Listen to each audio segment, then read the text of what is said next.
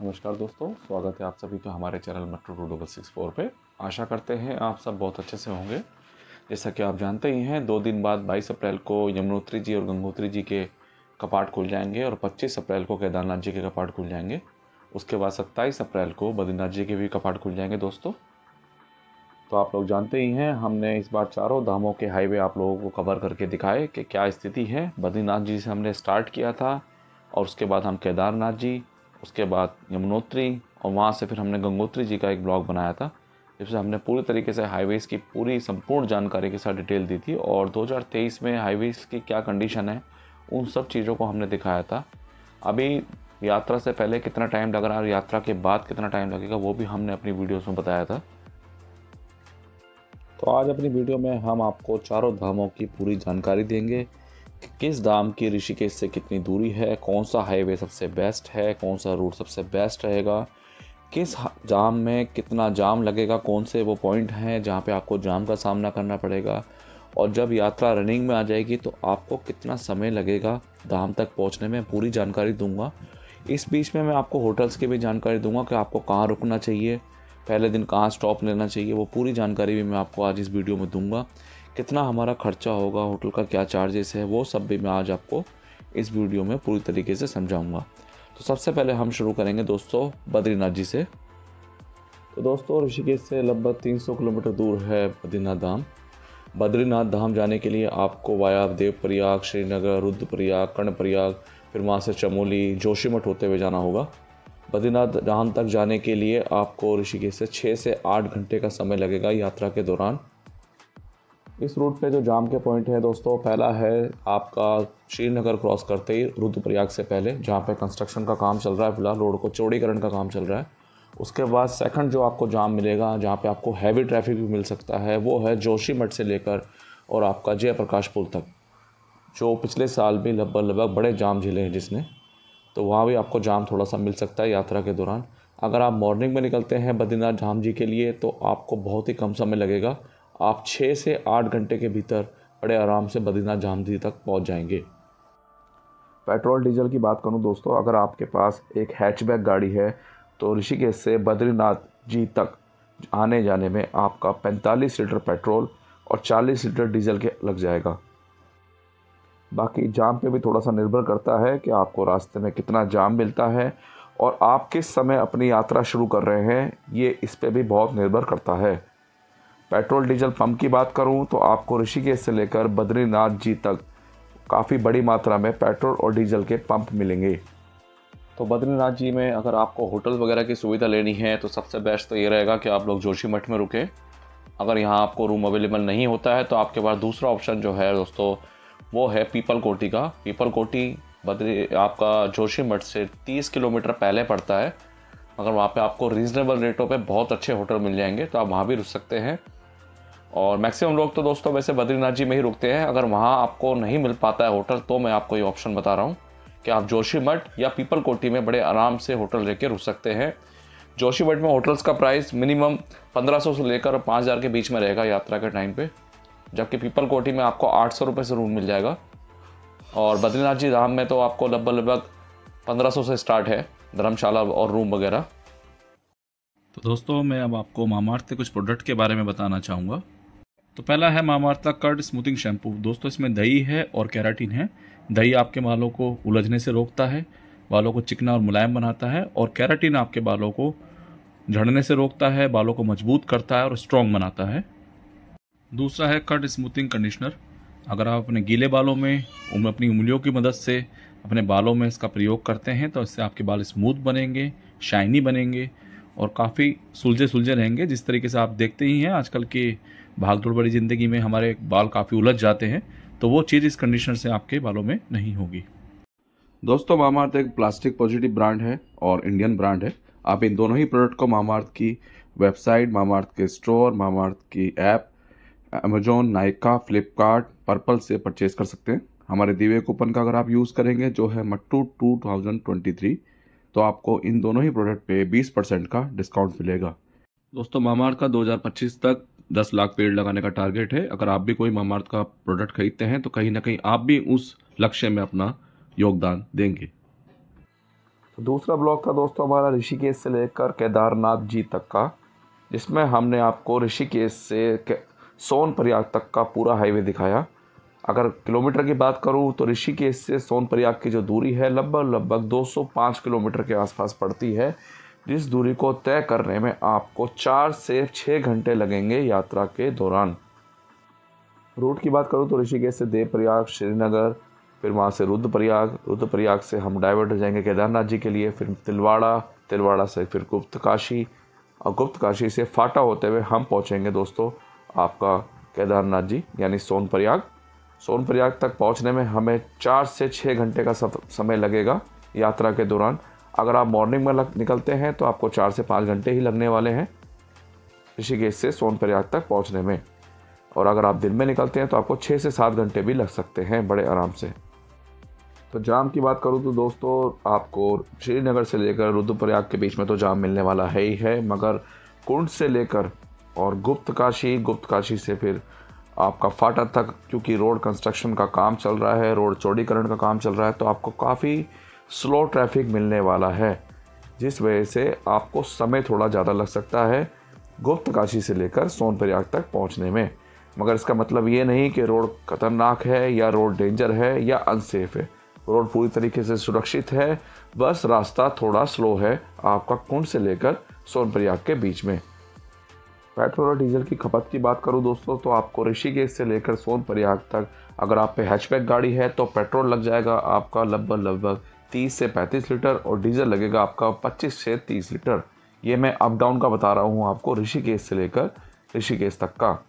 और petrol pump की बात करूँ तो बड़ी आसानी से आपको पेट्रोल पंप अवेलेबल हो जाएंगे, इस रूट पे कोई भी दिक्कत नहीं है। गुप्तकाशी से सोनप्रयाग के बीच में आपको कोई भी पेट्रोल पंप नहीं मिलेगा। होटल्स की बात करूँ तो दोस्तों चारों धामों में सिर्फ केदारनाथ जी धाम ही ऐसा धाम है जहाँ पे होटल्स वाले अपनी मनमानी से पैसे लेते हैं। यहाँ भी कोई भी होटल रूम का रेट फिक्स नहीं है। अगर यात्रा पीक पे होती है तो 5,000 रुपये पर डे पे भी यहाँ रूम मिलते हैं, तो ये बात आप ध्यान रखिएगा। अगर आप सस्ते रेटों पे होटल्स वगैरह लेना चाहते हैं तो आप पहले ही एडवांस बुकिंग कराएं, या गुप्तकाशी और फाटा में भी आप लोग रुक सकते हैं, जहाँ से सोनप्रयाग की दूरी मात्र 20 से 25 किलोमीटर रह जाती है। अगर आप सोनप्रयाग में रूम देखेंगे तो यहाँ पे तो दोस्तों आपको अपने मन मानी के हिसाब से लोग होटल्स अवेलेबल कराते हैं। तो मैं तो आप लोगों को यही सलाह दूंगा कि आप गुप्तकाशी में रुकें या फाटा में रुकें या सोनप्रयाग में अपनी एडवांस बुकिंग कराएं। तीसरा वीडियो जो हमारा था दोस्तों वो था ऋषिकेश से लेकर यमुनोत्री धाम जी तक का, जिसमें हमने आपको बिल्कुल नया रूट और सबसे फास्ट और सुरक्षित रूट दिखाया, जो है आपका ऋषिकेश से चंबा, फिर वहाँ से दरासू बैंड से आपका बरकोट, और फिर हम जानकी चट्टी जा सकते हैं। टोटल इस रूट पे आपको जो डिस्टेंस पड़ेगा यमुनोत्री धाम जी तक का वो पड़ेगा 254 किलोमीटर का, और ये रूट पूरी तरीके से सुरक्षित भी है और फास्ट भी है अगर आप इसे कंपेयर करें वाया मसूरी से। जाम की बात करूं तो दोस्तों इस रूट पे आपको कहीं भी जाम नहीं मिलने वाला है, ये बहुत स्मूथ रूट है, और अगर आप मॉर्निंग में निकलते हैं आप तो बड़ी आसानी से आप 5 से 7 घंटे के भीतर यमुनोत्री धाम पहुंच जाएंगे। इस रूट पे सबसे बढ़िया खासियत की बात जो है वो ये है कि ये रूट चौड़ा है और इसमें आपको किसी भी तरह की कोई दिक्कत नहीं आने वाली है। पेट्रोल डीजल की बात करूं तो बड़ी आसानी से आप 35 से 40 लीटर पेट्रोल और 30 लीटर डीजल में ऋषिकेश से लेकर जानकी चट्टी यानी यमुनोत्री धाम जी तक का पूरा सफ़र तय कर सकते हैं। ये मैं आपको आने जाने का एस्टिमेट दे रहा हूँ, ना कि वन साइड का, अगर आपकी हैचबैक गाड़ी है तो। और पेट्रोल पंप की बात करूँ तो थोड़ा चंबा से लेकर दरासू बैंड के बीच में आपको पेट्रोल पंप कम मिलेंगे, उसके बाद आपको बड़ी आसानी से पूरे रूट पे पेट्रोल पंप अवेलेबल हो जाएंगे। तो पेट्रोल पंप की भी कोई समस्या नहीं है इस रूट पे। तो रूम्स की बात करूं दोस्तों तो जानकी चट्टी में बड़ी आसानी से आपको रूम्स अवेलेबल हो जाएंगे, आपको एडवांस बुकिंग करने की ज़रूरत नहीं है। मगर मैं आप लोगों को यही सलाह दूंगा कि आप बरकोट रुकें, बरकोट में सब सुविधा मिलती हैं। आप वहाँ पे बड़ी आसानी से बहुत ही कम रेट्स पे यानी 800 रुपये से 2000 के बीच में रूम्स वगैरह लेके अपनी यमुनोत्री धाम जी तक की यात्रा कर सकते हैं। अगर आप जानकी चट्टी आते हैं तो यहाँ भी आपको बड़ी आसानी से 1500 से लेकर 2500 के बीच में रूम अवेलेबल हो जाएंगे। और सबसे बढ़िया बात यह है कि यहाँ पे आपको किसी भी तरीके की एडवांस बुकिंग कराने की ज़रूरत नहीं है रूम्स की, क्योंकि यहाँ पे रूम्स वगैरह का कोई इशू नहीं आएगा आपको। मगर मैं पर्सनली अगर आप लोगों को सजेस्ट करूं तो मैं यही कहूँगा कि आप अपनी यमुनोत्री धाम जी तक की यात्रा जो करते हैं उसमें आप अगर बरकोट में होटल्स लेते हैं तो आपके लिए बहुत ही अच्छा रहेगा, क्योंकि बरकोट में बड़ी मात्रा में होटल्स वगैरह अवेलेबल हैं। बरकोट से जानकी चट्टी की जो दूरी है दोस्तों 42 किलोमीटर है, जिसे तय करने में 1.5 घंटे का हमें समय लगता है। लास्ट वीडियो दोस्तों जो हमने बनाया था वो बनाया था हमने यमुनोत्री से लेकर गंगोत्री धाम जी तक का। यमुनोत्री धाम से गंगोत्री धाम जी की जो दूरी है लगभग 240 किलोमीटर के आसपास है, मगर गूगल में मैप आपको शो करेगा 224 किलोमीटर। रूट जो रहता है इसमें आप यमुनोत्री से बरकोट से फिर आप जाएंगे ब्रह्मखाल होते हुए धरासू बैंड से उत्तरकाशी, फिर गगनानी से हर्षिल, और हर्षिल से फिर आप गंगोत्री धाम जी के लिए जाएंगे। अगर आप लोग ऋषिकेश से गंगोत्री जाते हैं तो आपका रूट रहेगा चंबा से फिर आप आएंगे धरासू बैंड से चिन्यालीस रोड, फिर वहाँ से उत्तरकाशी से गगनानी होते हुए हर्षिल होते हुए आप इसी रूट से फिर आगे गंगोत्री धाम जी तक के लिए जाएंगे। तो रूट की बात करूँ तो बहुत ही शानदार रूट है। आप ऋषिकेश से चाहे गंगोत्री जाएं चाहे यमुनोत्री से गंगोत्री जाएं, बहुत ही शानदार और स्मूथ रोड है दोस्तों। और सबसे बड़ी बात है यात्रा पीक पे होने के बावजूद भी इस रोड पे जाम नहीं रहता है गंगोत्री धाम वाले पे। तो मैं आपको बताना चाहूँगा, अगर आप ऋषिकेश से 296 किलोमीटर का गंगोत्री धाम जी का सफ़र तय करते हैं तो आपका आने जाने में ऋषिकेश से गंगोत्री से ऋषिकेश 40 से 45 लीटर पेट्रोल और 40 लीटर के आसपास डीजल लगेगा टोटल पूरे आने जाने में। और अगर आप यमुनोत्री धाम जी से जाते हैं गंगोत्री धाम तो आपका maximum 18 litre one side diesel लगेगा और 18 से 20 लीटर आपका पेट्रोल लगेगा वन साइड।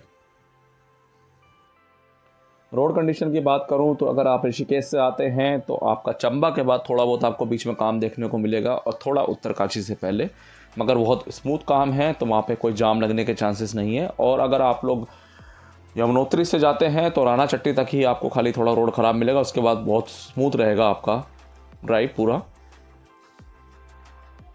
तो रूम्स वगैरह की अगर मैं बात करूं तो यमुनोत्री धाम और गंगोत्री धाम में सबसे बड़ा बेनिफिट जो है वो ये है कि यहाँ पे किसी भी तरीके की लूट खसोट आपको देखने को नहीं मिलेगी। गंगोत्री धाम में बड़ी आसानी से आपको 800 रुपये से लेकर 3000 के बीच में रूम मिल जाएंगे जो हमेशा अवेलेबल रहते हैं। अगर आप लोग चाहें तो आप उत्तरकाशी भी रुक सकते हैं, या आप लोग चाहें तो आप गंगनानी भी रुक सकते हैं और हर्षिल भी रुक सकते हैं। तो इस रूट पे आपको होटल्स वगैरह की कोई भी दिक्कत नहीं होगी और ना ही आपको ऐसा लगेगा कि आपका कोई ज़्यादा खर्चा इस रूट पे हो रहा है। रोड कंडीशन एक्सीलेंट है, किसी भी तरह की कोई दिक्कत है नहीं, आपको बहुत ही स्मूथ ड्राइव होगा आपका। आप अपनी गाड़ी से बड़े आराम से यमुनोत्री धाम और गंगोत्री धाम की यात्रा कर सकते हैं और कुल मिला के आप लोगों का बहुत ही कम खर्चा लगेगा अगर आप लोग अपनी गाड़ी से यहाँ आते हैं।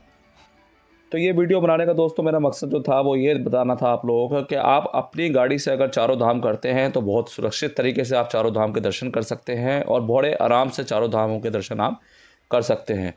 मात्र 10 से 12 हज़ार रुपये का टोटल आपका ऋषिकेश से ऋषिकेश चारों धामों का खर्चा आएगा, चाहे आपकी पेट्रोल की गाड़ी हो चाहे डीजल की। ये मैं हैचबैक का बता रहा हूँ आपको। अगर आप लोग अपनी गाड़ी से जाते हैं तो आपको किसी भी तरीके का कोई समस्या नहीं होगी, ना ही आपको कोई एक्स्ट्रा पैसे देने पड़ेंगे ट्रैवल्स वालों को। आप सभी जानते ही हैं फ़िलहाल ट्रैवल्स के गाड़ियों के रेट बहुत ज़्यादा हाई हैं, जिस वजह से यात्रा करना ट्रैवल की गाड़ी बुक करके बहुत ही असंभव सा हो गया है। तो इस वीडियो में मैंने आपको पूरा खर्चा भी बता दिया कि अगर आप 4 धाम करते हैं तो 10 से 12 हज़ार रुपये का डीजल और पेट्रोल प्लस 10,000 रुपये के आसपास होटल, और 10,000 रुपये अगर आप ऊपर खर्चा माने तो आप 30,000 रुपये में बड़े आसानी से चारों धामों के दर्शन कर सकते हैं। तो मेरा मकसद था आप लोगों को ये बताना कि अब इतना टफ नहीं है चारों धामों के दर्शन करना, इतना मुश्किल नहीं है और पूरी तरीके से चारों धामों के हाईवे जो है वो सुरक्षित है। हाँ, कई जगह हाईवे स्लो ज़रूर है जो कि पहाड़ों के हाईवे होते हैं, क्योंकि आपको पता ही है लैंडस्लाइड वगैरह हो जाता है जिस वजह से थोड़े हाईवे स्लो हो जाते हैं, मगर कहीं भी ऐसा नहीं है कि हाईवे असुरक्षित है। तो हाईवे पूरी तरीके से सुरक्षित हैं। थोड़ी बहुत जगह हाईवेज का काम चल रहा है जहां आपको थोड़ी सी स्लो ट्रैफिक देखने को मिलेगा। अगर मैं चारों धामों में कहूं तो सबसे ज़्यादा स्मूथ अगर ड्राइव है तो वो आपका यमुनोत्री गंगोत्री का मिलेगा आपको, और उसके बाद मिलेगा आपको केदारनाथ जी और बद्रीनाथ जी का। तो आशा करता हूँ आप सभी को मेरी ये वीडियो पसंद आई होगी दोस्तों। पसंद आए तो वीडियो को लाइक शेयर कीजिएगा और चैनल को सब्सक्राइब कीजिएगा। आगे जो हमने ये चारों धामों की वीडियो बनाई थी हाईवेज़ की, उसमें मैंने कुछ फ़ोटोज़ लिए थे, वो आपको देखने को मिलेंगे। आशा करता हूँ आप सभी को ये फ़ोटोज़ वगैरह पसंद आएंगे जो हमने क्लिक किए थे। बहुत ही सुंदर फ़ोटो थे और ऐसे व्यू बहुत कम देखने को मिलते हैं। तो मिलते हैं जल्दी नेक्स्ट वीडियो में। धन्यवाद दोस्तों।